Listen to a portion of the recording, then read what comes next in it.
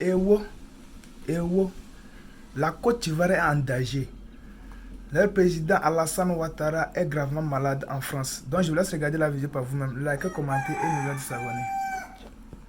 L'état de santé de Ouattara n'est pas à bon fixe parce que il y a l'âge qui est déjà là et aussi ce monsieur accumule des maux. Bien vrai qu'il est malade physiquement, oui, on ne souhaite pas la maladie, même pas à son ennemi, mais la réalité est que il n'est pas du tout bien portant. Ce n'est pas le côté physique seulement de Alassane Ouattara qui est le problème des Ivoiriens, mais pour moi, et je dis que ça va jusqu'au-delà du côté physique. Le mal qui le ronge n'est pas sur le volet physique simplement, mais aussi sur le volet mental. Parce que, normalement, avec tout ce que Alassane Ouattara est en train de faire, entreprendre, pas seulement, je vais vous demander, voilà, à mes abonnés, vous qui êtes très sensibles, souvent, voilà, qui faites les choses sur les émotions, avec les émotions, je vais vous demander, voilà, tout calmement, de vous déconnecter de ce direct dans la paix du Seigneur, parce que je vais dire les choses comme elles sont, et souvent cette vérité a tendance à déranger, a tendance à vous mettre mal à l'aise. Souvent les gens vont dire, mais la guêpe, voilà, il peut être ton père. Je le dis tout le temps que Alassane Ouattara n'est le père de personne, c'est pas le père de la guêpe. Mon père ne s'appelle pas Alassane Ouattara. Voilà, mon père c'est Monsieur Camara. Ok, donc on va se respecter sur ce volet. Et le respect, il est mutuel. Quand Alassane Ouattara décide de violenter, de brigander la constitution de tout un pays pour se maintenir à la tête, je pense que cela veut dire que quelque part c'est quelqu'un qui est irrespectueux. Voilà.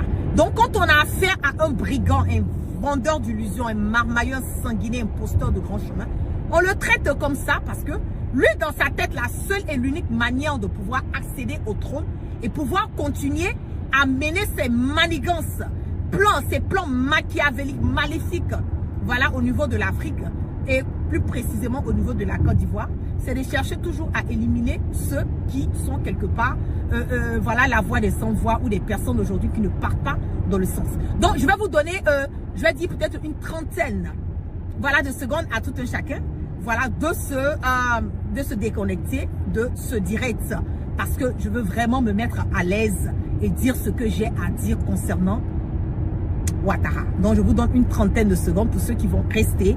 Je vous prie de partager et de faire monter le mercure dans les partages. Pour les autres, vous avez 30 secondes pardon, pour vous déconnecter de ce direct dans la paix du Seigneur.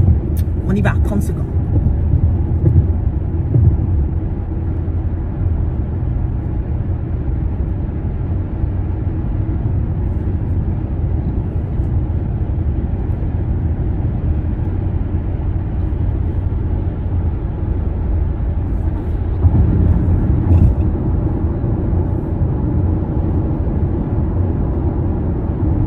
Ok, donc je considère que les personnes, voilà, qui sont restées sont des personnes qui veulent entendre, qui veulent réellement savoir ce qui se passe en ce moment et à ce instant T. Pour ceux qui vont nous prendre, voilà, en marche sur le direct, pour mes abonnés qui sont là, je vous demande de leur dire qu'ils peuvent tout simplement se déconnecter.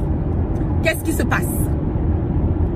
Je l'ai dit haut et fort que Ouattara est dans une posture aujourd'hui où il a le dos au mur. Il a le dos au mur sur tous les volets. Ouattara a été lâché, il a été humilié. Pas seulement par la France, mais il a été humilié. Voilà.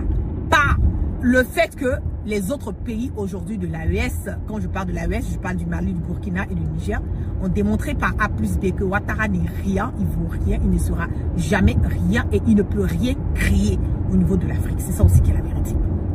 Puisque Alassane Ouattara a voulu se jouer au Gangaba et montrer, voilà, devant les Ivoiriens et devant cette communauté internationale que lui encore, il a son mot à dire sur des décisions au niveau de la Côte d'Ivoire.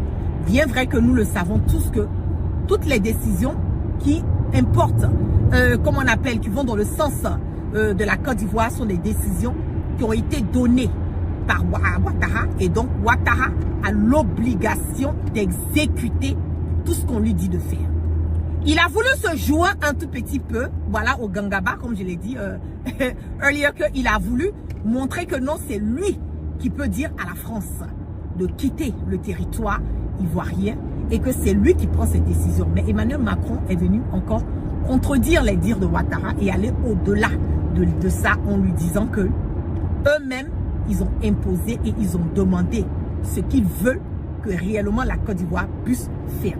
Donc on est clair, net et limpide que Alassane Draman Ouattara est un exécuteur, c'est pas un leader, c'est un follower, c'est un suiviste, c'est un lèche-boss, c'est un sous-préfet dérivé de la France qui continue à passer par des voies et moyens pour pouvoir encore, malheureusement, vouloir sécuriser son 4e mandat anticonstitutionnel qui risque malheureusement, et je suis sûre et certaine que ça a toujours été comme ça, puisque c'est la routine de Ouattara, de la barbarie des Ouattara au niveau de la Côte d'Ivoire, à continuer toujours à éliminer, à continuer à perturber la quiétude, violenter les Ivoiriens. Et encore, son but recherché, c'est de traumatiser le peuple ivoirien. Qu'est-ce qui se passe?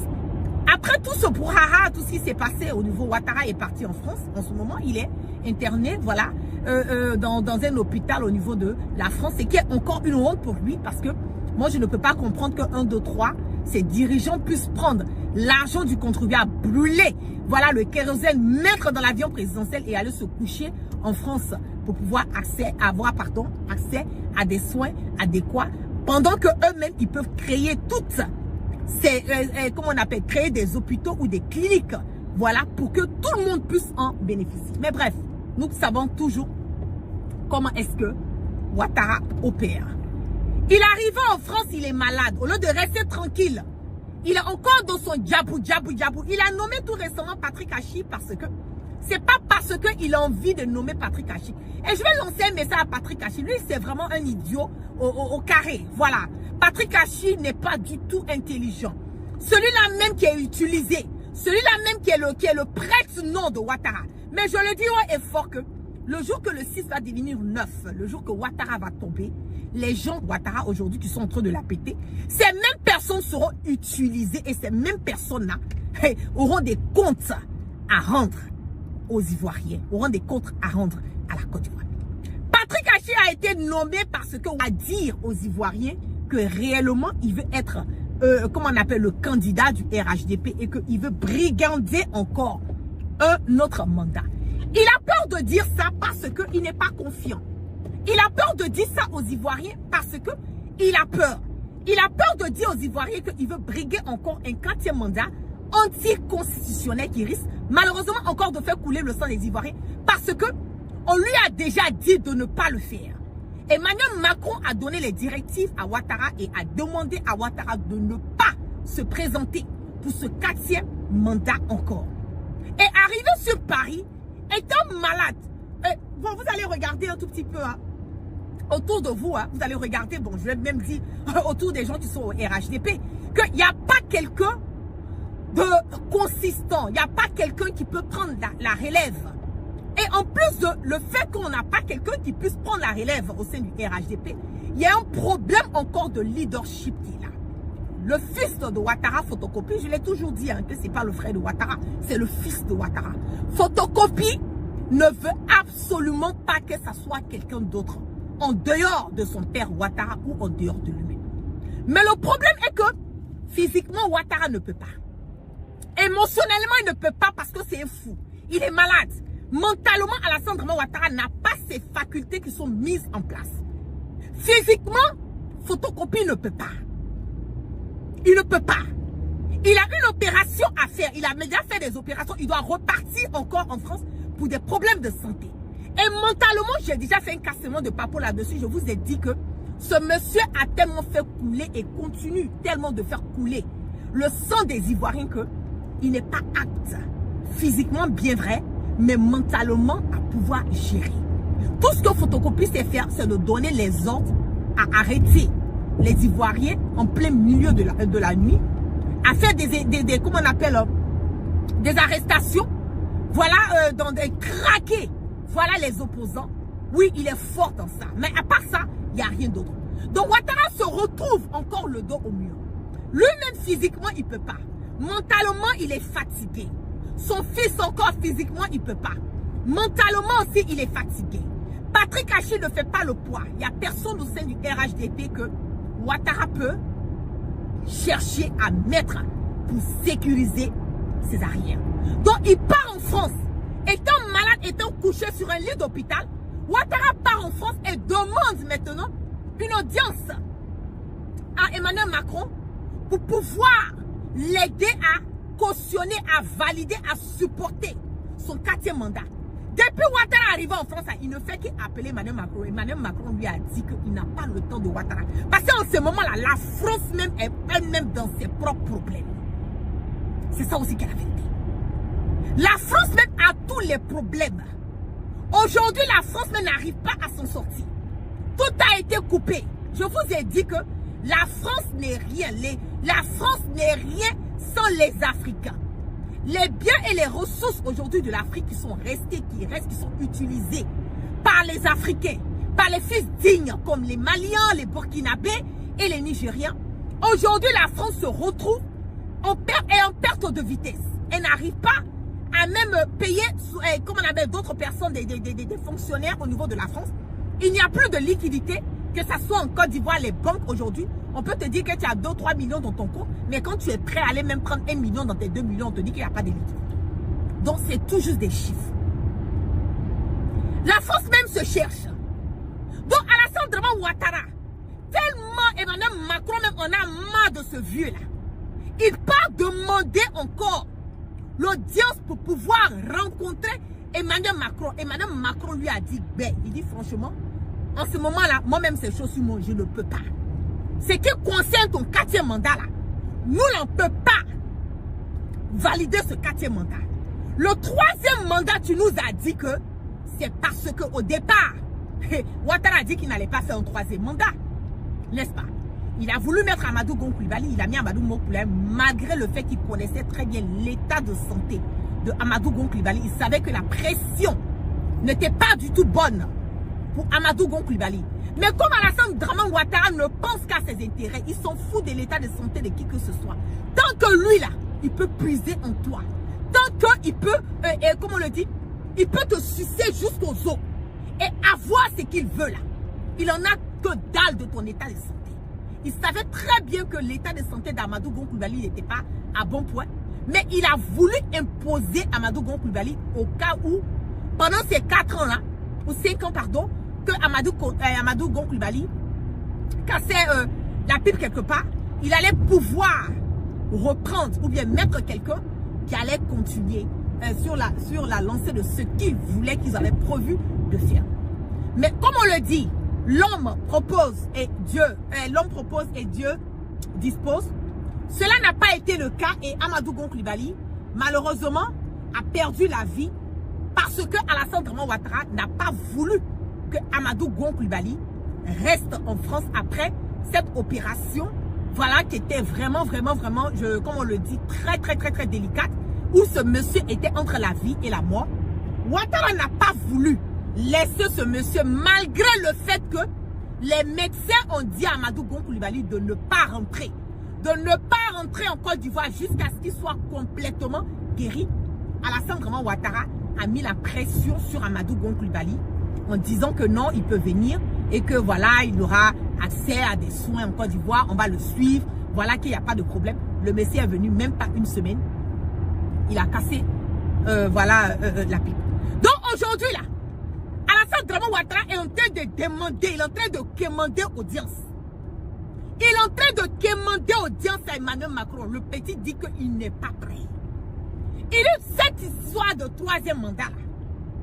Parce qu'il y a eu une situation, tu nous as dit non, voilà, ça allait mettre le pays dans une instabilité. Non, on a accepté.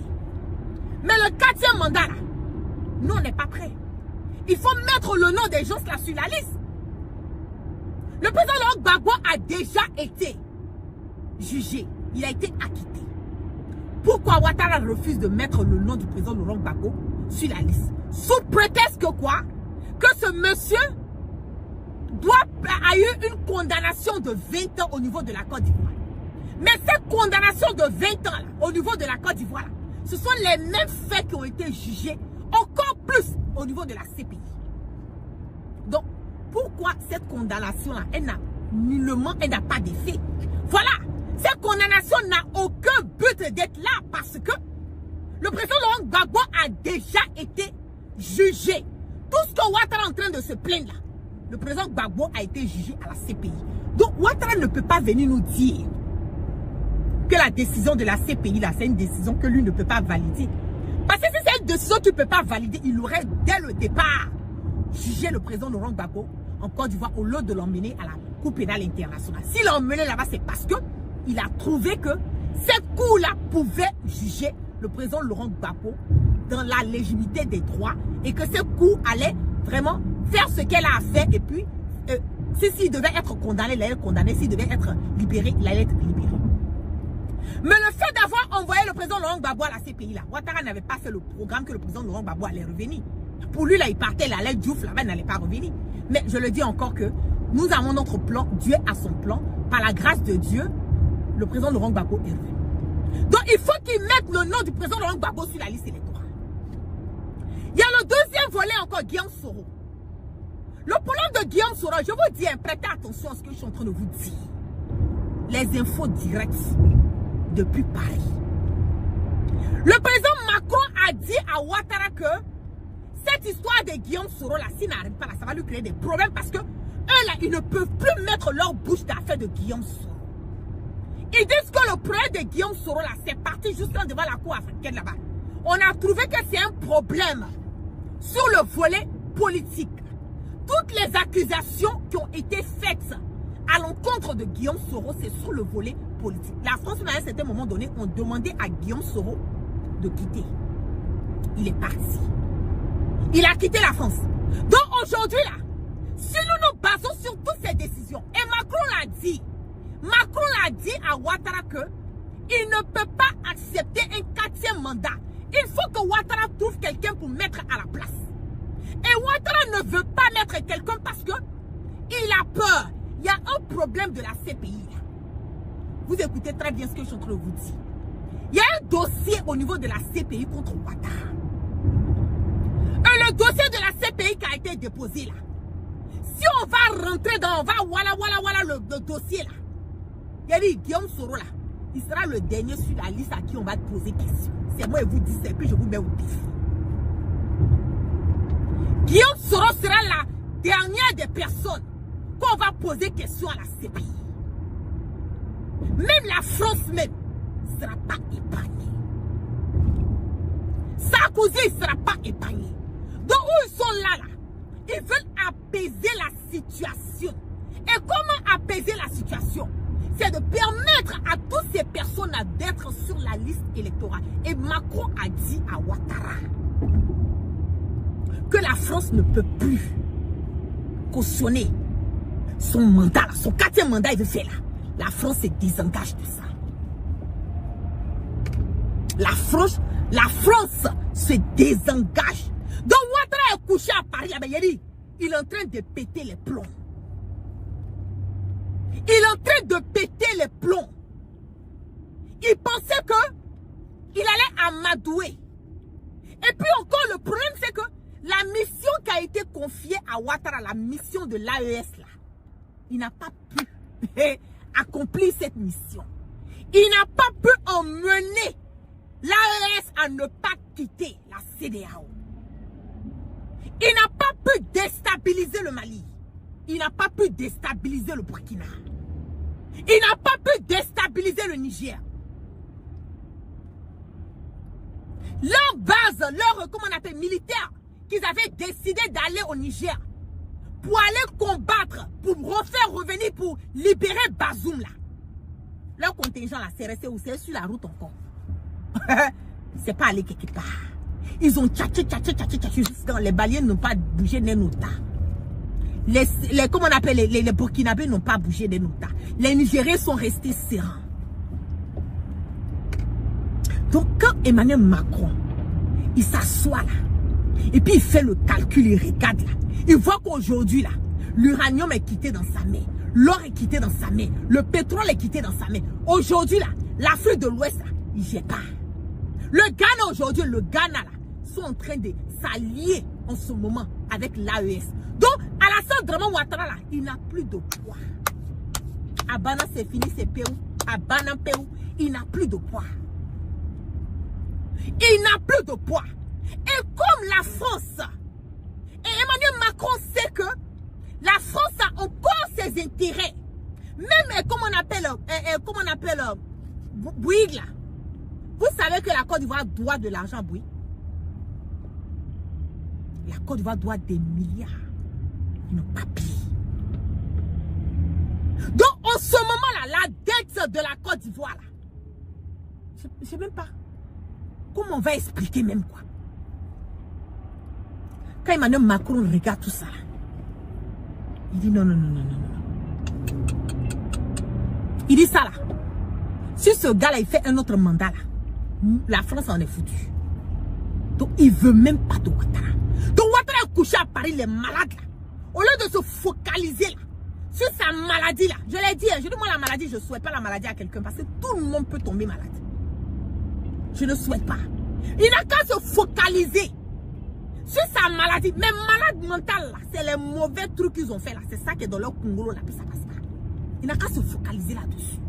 Il est en train de demander pardon. Il passe par toutes les voies et moyens pour que Madame Macron puisse le recevoir. Ça passe pas. Le petit, le El Impolito. C'est comme ça, Madame Macron, moi je l'appelle le El Impolito. Il s'en gabat de Ouattara. Il dit qu'il n'a pas le temps des bêtises de Ouattara. Donc Ouattara est calé là-bas là. Il ne peut pas rentrer pour le moment. Hein. Il est en train de continuer à demander pardon à Madame Macron de le recevoir. Parce que lui là, sa vie là, c'est dans la main de Madame Macron. Quand Madame Macron dit saute là, il saute. Quand il dit couche, il se couche. Quand il n'a qu'à s'asseoir par terre, il s'assoit par terre. Et puis Emmanuel Macron lui donne des conseils. Mais quand on dit c'est nous, on lui donne un conseil, il s'effache. C'est ça aussi qu'il y a la vérité. Donc il est désemparé. Il ne sait plus quoi faire. Il ne sait plus quoi faire. Celui-ci qui est aussi il est en train de compter là. Son fils là, la fiole.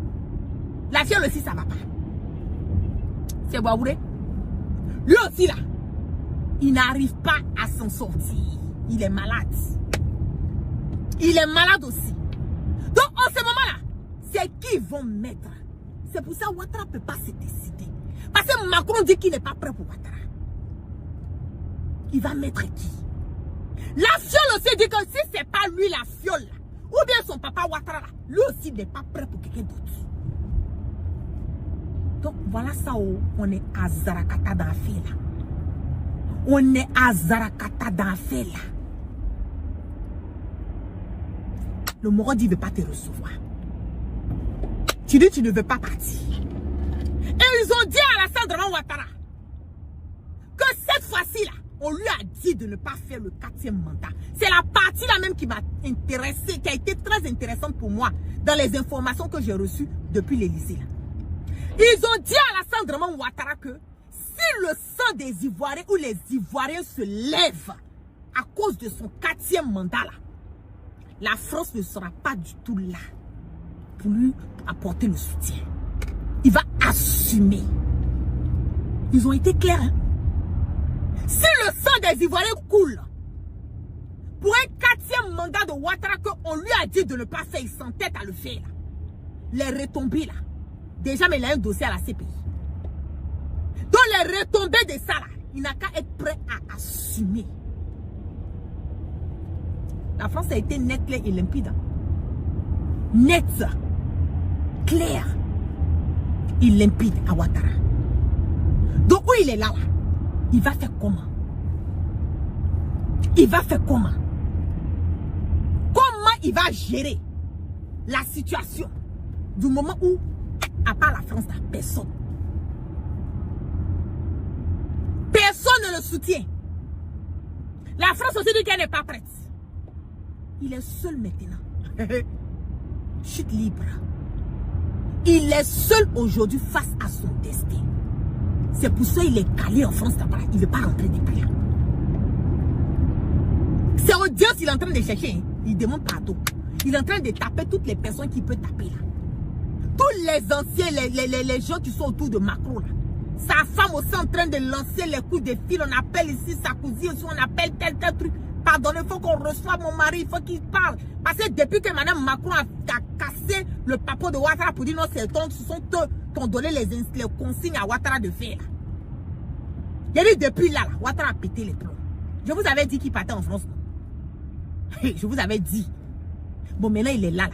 Certes, il est malade, il est couché. Mais dans le même temps, là, il ne veut pas rentrer tant qu'il n'a pas eu audience avec Ouattara, avec Emmanuel Macron. Et Macron est sur ces choses. Jusqu'à ce moment-là, il n'a pas encore accepté de recevoir Ouattara. Il n'a pas encore accepté. Il n'a pas encore accepté de recevoir Ouattara. Et le conseil que je lui dis là, le conseil que j'ai donné à Ouattara, il a dit, s'il veut insister, il veut persister dedans, ceux qui l'ont mis là, c'est eux-mêmes qui vont le chuter. Parce qu'aujourd'hui, là, Ouattara ne peut pas arranger. Il ne peut pas sécuriser les intérêts de la France. C'est impossible. Vous allez dire pourquoi? Il ne peut pas parce qu'il n'a pas de poids. Ouattara n'a pas de poids. En ce moment-là, il est en train de... Il marche sur un fil. En ce moment-là, Alassane Draman Ouattara, là, je le dis haut et fort, à qui veut l'entendre, il marche sur des pincettes. C'est que il ne sait même pas quel pied il va déposer pour ne pas que ça fasse bim. Donc si vous voyez depuis là, il ne veut pas confirmer sa candidature.